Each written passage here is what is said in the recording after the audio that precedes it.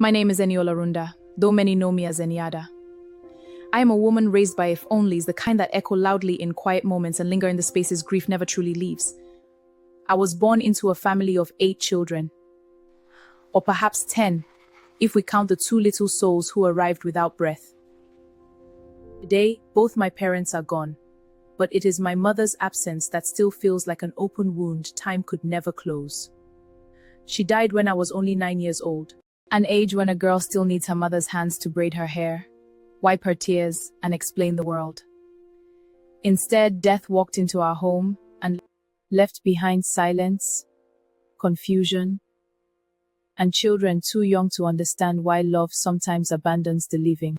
When I think of my mother now, I see a woman who fit perfectly into the image society celebrates. The virtuous woman, the devoted wife, the selfless mother. She worked tirelessly. She prayed faithfully. She carried her family on weary shoulders without complaint. But adulthood has made me look at her differently. Now, I am no longer just a little girl who missed her mother. I am a woman searching for answers from another woman who can no longer speak.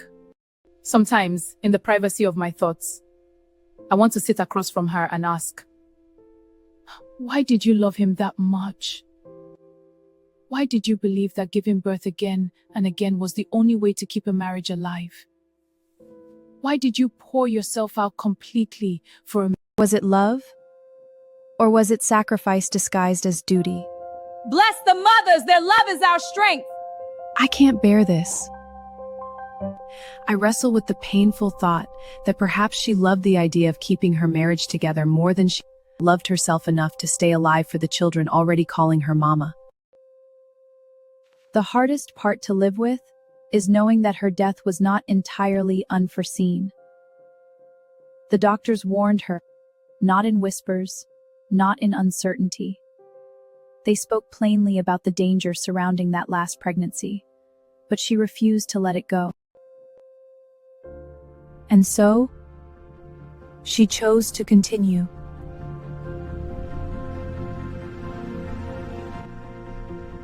But sometimes I ache with questions that have nowhere to go.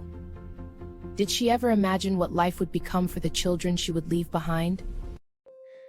Did she think about who would guide her daughters into womanhood? Who would comfort us after nightmares?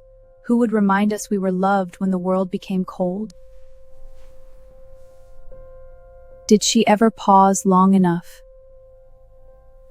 to choose herself? As the 4th child, I was old enough to remember her laughter, her strength, and the warmth she carried into a room. But I was too young to understand the burdens she silently carried inside her heart. Now, years later, I find myself grieving not only the mother I lost, but the life we could have had if she had chosen differently. If only family planning had not been seen as weakness. If only 6 children had been considered enough. If only society did not glorify women for dying while trying to prove their... Often praise sacrificial mothers as heroes. But as one of the children left behind, I have learned that some sacrifices leave lifelong scars on the people forced to survive them. And sometimes, I wish I could turn back time. Not to judge her, not to condemn her, but simply to hold her hands, look into her tired eyes, and ask the question that has lived inside me for years.